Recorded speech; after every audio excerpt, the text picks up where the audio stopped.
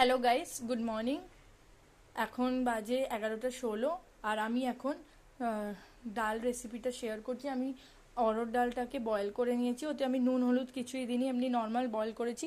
এবার আমি কি করব, এটাকে সটে করব, ছোক দেব মানে ডালটাকে। তো আমি কড়াইটাকে গরম হয়ে গেছে কড়াই, এবার আমি এতে সরষের তেল দিয়ে দিলাম।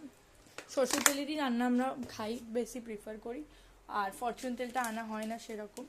আর এতে একটু আমি জিরার পাউডার দিলাম, না জিরা পাউডার বলছি, গোটা জিরা দিলাম।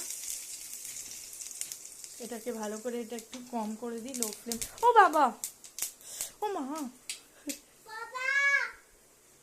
এটাকে একটু কম করে দিলাম। এটা ছিটালো, কিছু মনে করবেন না, আমার আসলে ছিটা পড়েছিল বলে আমি বললাম, ওটাকে ইগনোর করবেন।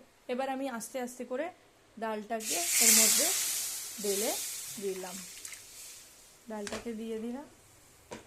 এবার আমি এটাকে একটুখানি নাড়া